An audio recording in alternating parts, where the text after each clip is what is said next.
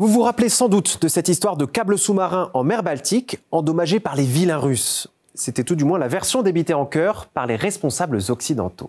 Le président finlandais, parmi les premiers concernés dans cette affaire, semble depuis avoir mis de l'eau dans son vin.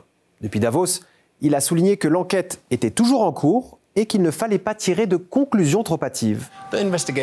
L'enquête est en cours et il existe toujours plusieurs hypothèses. L'une est le sabotage, la deuxième est l'erreur et la troisième l'incompétence. En fin de compte, il n'est pas vraiment important de savoir qui a fait cela. La chose la plus importante est que nous soyons en mesure de l'empêcher. Et si nous ne sommes pas en mesure de l'empêcher, que nous puissions le réparer rapidement. Il faut dire qu'on n'a plus autant de certitude depuis la parution de cet article. Le Washington Post nous apprend en effet que les autorités en charge des investigations ne sont plus aussi persuadés de la culpabilité de la Russie dans cette affaire.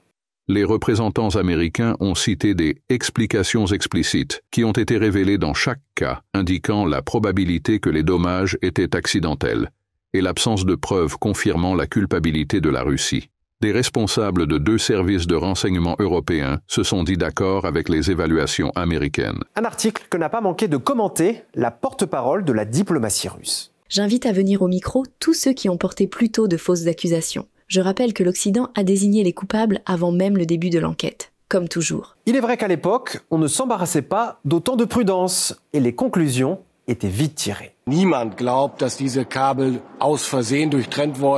Personne ne croit que ces câbles aient été coupés par accident, et je ne crois pas non plus aux versions comme quoi des ancres auraient causé accidentellement des dommages à ces câbles.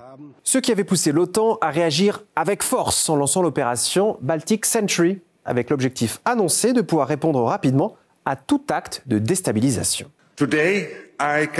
Aujourd'hui, je tiens à annoncer que l'OTAN lance Sentinelle de la Baltique. Sous l'autorité du commandant suprême des forces alliées en Europe, le général Christopher Cavoli, cette mission militaire fait partie des efforts que nous déployons actuellement pour renforcer la présence militaire en mer Baltique et la surveillance de zones clés pour notre alliance. Elle va englober un certain nombre d'éléments dont, entre autres, des frégates et des avions de patrouille maritime, et accroître notre vigilance en mer Baltique. Bon, maintenant que l'opération est lancée, on ne va pas l'arrêter tout de suite, ce serait trop bête.